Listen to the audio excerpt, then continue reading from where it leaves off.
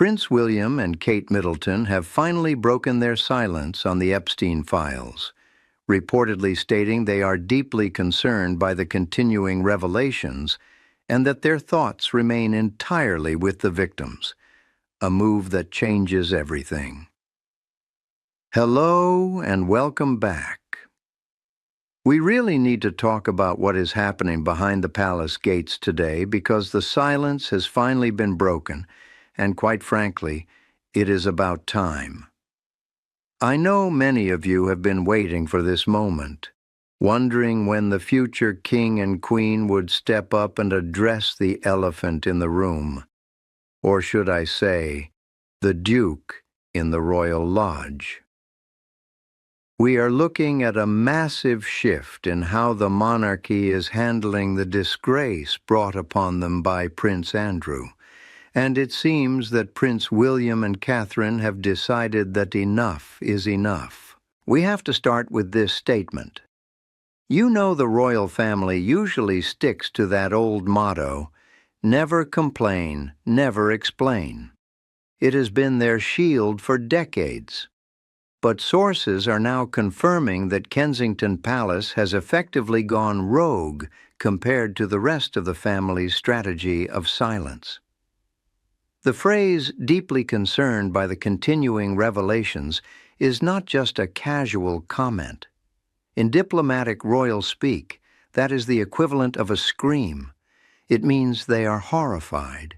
It means they are distancing themselves so fast that the skid marks are visible from space. And honestly, can we blame them? The latest batch of files and the whispers coming out of these documents are not just embarrassing, they are destructive. We are hearing about details that would make anyone blush, let alone a family that is supposed to represent the pinnacle of dignity and grace. The allegations about threesomes, the photos of Andrew looking far too comfortable in settings that no trade envoy should ever be in, it is sordid. And for William, who has spent his entire adult life trying to modernize the monarchy and secure it for his children, this must feel like his own uncle is taking a sledgehammer to the foundation of the palace. Let's talk about Catherine for a moment. You know I always say she is the steel backbone of that family.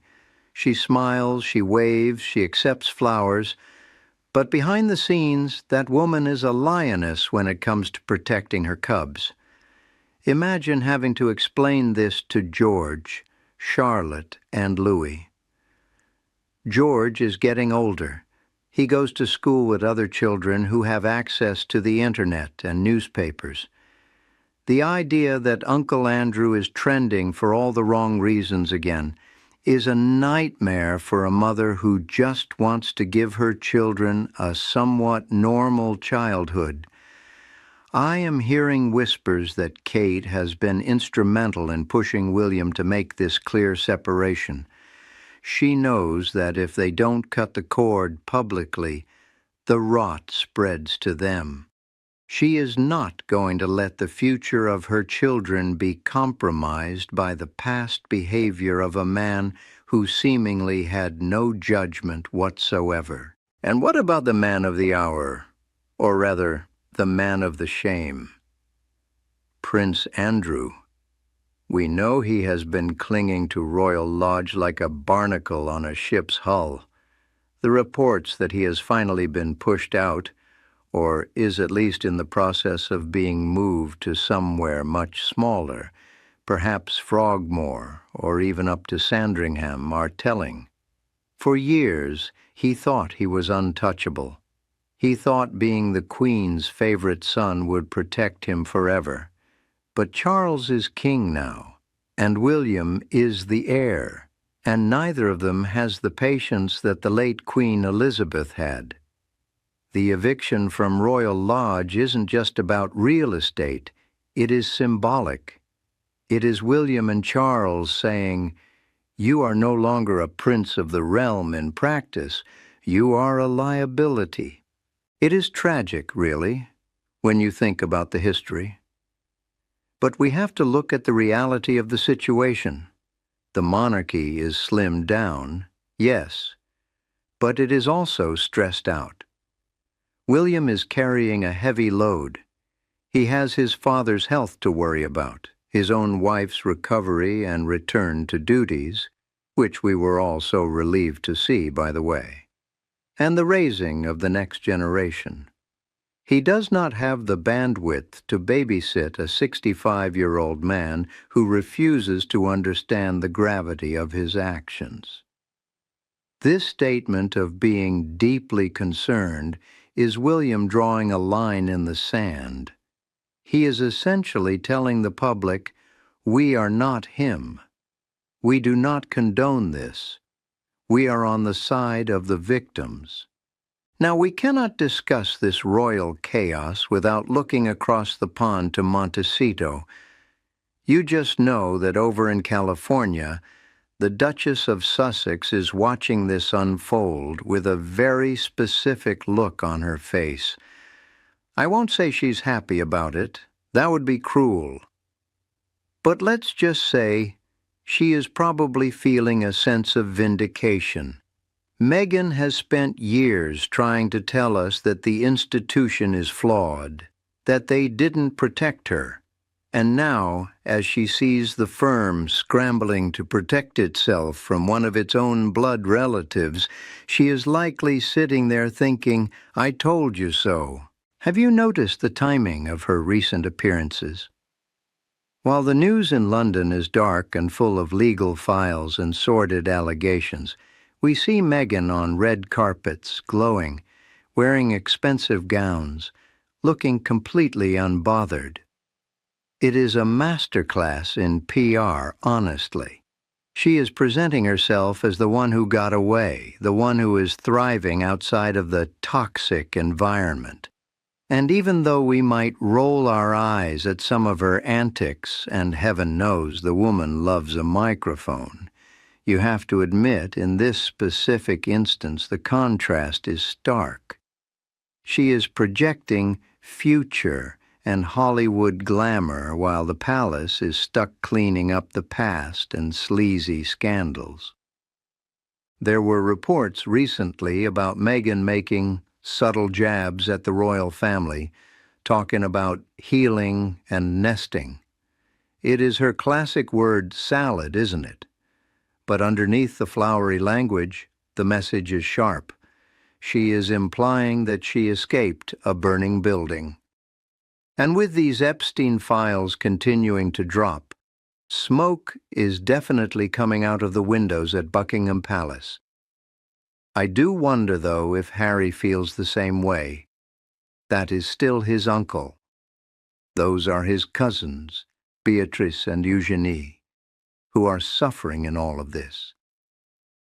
Harry was always close to Eugenie. It must be a strange conflict for him, wanting to support his wife's narrative that they are better off out of there, while watching his family name get dragged through the mud yet again. Speaking of Beatrice and Eugenie, my heart does break a little for them. They are the collateral damage in all of this. By all accounts, they are lovely girls who have tried to build their own lives, their own careers, and they have been loyal daughters. But how do you reconcile loving your father with the things the world is reading about him? Sources say they are overwhelmed and aghast. They feel duped. Imagine believing your father when he tells you he did nothing wrong, only to have file after file released contradicting that. They are mothers now, too. They have to think about their own children and the legacy they inherit. It is a mess, a complete and utter mess. And William knows this. He knows that. By coming out and saying he is deeply concerned, he is essentially condemning their father. That makes for a very awkward Christmas dinner, doesn't it? But William has to choose the crown over the cousinhood. That is the burden of the heir. This brings us back to the strategy. Why speak now? Why did William and Kate feel the need to have a spokesperson confirm their feelings? I think it is because the silence was becoming deafening. When you stay silent for too long, people assume you are complicit, or at least that you don't care. With the world changing, with the Nuttuk Me Too movement, with the focus on accountability, the future king and queen could not afford to look like they were sweeping this under the rug. They had to side with the victims. They had to say the words. It is a risk because it invites more questions, but it is a calculated risk. They are betting that the public will respect their honesty more than they would respect their silence. It is interesting to compare this to how the late Queen handled things. She loved Andrew, that was no secret. She paid his settlements. She let him keep his status for as long as possible. She was from a different generation, one where you protected family above all else. Charles and William are operating in a different world. They know the monarchy exists by the consent of the people, and the people are disgusted. If the monarchy wants to survive another 50 years, they have to cut out the rot. It sounds harsh, but it is the reality of the business they are in. And make no mistake, it is a business. I also want to touch on the rumors about the files themselves. We are hearing about flight logs. We are hearing about emails. It is the drip, drip, drip of information that is so damaging. It's like Chinese water torture for the palace press office. Every time they think it's over, another document is unsealed. That is why William's statement uses the words continuing revelations. He knows it isn't over. He is bracing for more. He is trying to get ahead of the story, or at least stand apart from it. And let's not forget the financial aspect. Andrew has no income. He has no job. He relies on his brother, the king, for his allowance. There is a lot of chatter that Charles is tightening the purse strings. The bank of Dad is closed, and the bank of Brother is charging high interest in the form of humiliation. Moving him out of Royal Lodge is part of that. That house is huge. It requires millions in upkeep. Why should the disgraced Duke live in a mansion while the rest of the country and the family moves on? William reportedly wants Royal Lodge for his own family eventually, or at least he wants it back in the portfolio for someone who actually works for the crown. It is a power play, plain and simple. Meanwhile, we have the other side of the family, the Spencers. You know, Diana's family. They have remained very quiet, but you can bet they are rallying around William. They know what it is like to be on the outside of the firm, and they know how much Diana would have despised this. She would have been furious that her sons are having to deal with this mess. There is a sense that William is channeling a bit of his mother's spirit here, breaking protocol to speak the truth, or at least a version of it that aligns with his moral compass.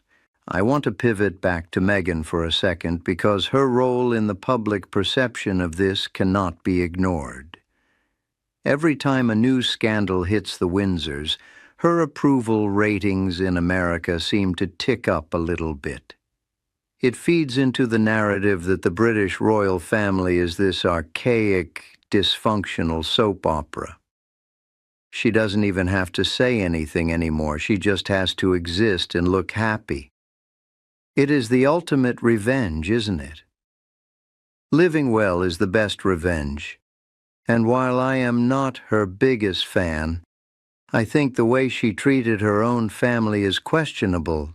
I can objectively see that she is winning this particular round of the PR war just by staying out of the crossfire. But let's focus on our Kate. She has been through the ringer with her health. We were all so worried about her.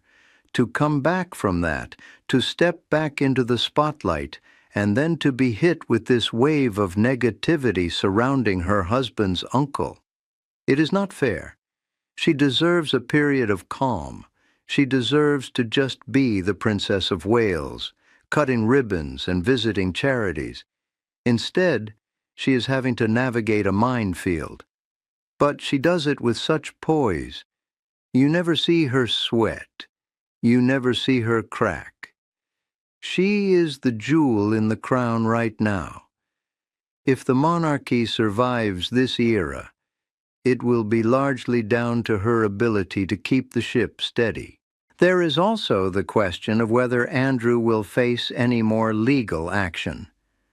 The police in the UK have said previously they aren't investigating, but with new files come new pressures. If victims come forward with new evidence, the king cannot stop the law, and William certainly won't intervene. In fact, the tone of this new statement suggests that if the police came knocking at Royal Lodge, William would be the one holding the door open for them. He is done. The brotherhood is broken. I recall reading somewhere that the king is tired. And who can blame him? He waited 70 years for the job, and now his reign is being defined by family feuds. Harry on one side, Andrew on the other. It is a lot for a man of his age. William is stepping up not just as a son, but as the de facto CEO of the company. He is making the hard calls that his father perhaps finds too painful to make. This statement about the Epstein files is a CEO move. It is damage control. It is protecting the brand. So, where do we go from here?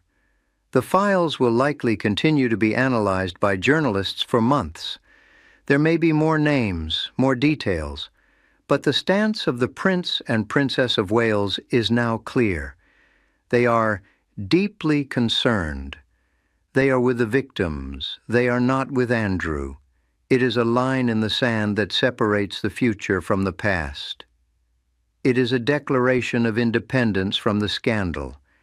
I suppose we should also spare a thought for Sarah Ferguson. Fergie has been standing by her man, her ex-husband, through all of this. She lives with him, or did, until the eviction drama. She defends him. She is the eternal optimist, but this must be testing even her limits. She has her own reputation to think of, her books, her TV appearances. Being tethered to a sinking ship is never a good look, even if you are the Duchess of York. I wonder if her daughters are telling her to distance herself too. It is a family at war with itself, truly. But ultimately, this story is about accountability. For too long, powerful men thought they could get away with anything. They thought their titles and their money would shield them. The breaking of silence by William and Kate is a signal that those days are over. The shield is cracked. The world is watching, and for the first time the palace is admitting that they are watching too, and they don't like what they see. It is going to be a turbulent few months. We have the eviction, the files, the potential for more legal drama, and the ever-present specter of the Sussexes across the ocean. But as long as William and Kate keep their heads high and their focus on their duty and on the victims, they might just pull the monarchy through this storm. It is a heavy crown to wear, but they seem ready to wear it. What do you think, ladies? Do you think William was right to speak out, or should he have kept the dignified silence? And do you think Andrew will ever truly face the music, or will he just fade away into the countryside? I would love to hear your thoughts in the comments. We always have such good discussions there.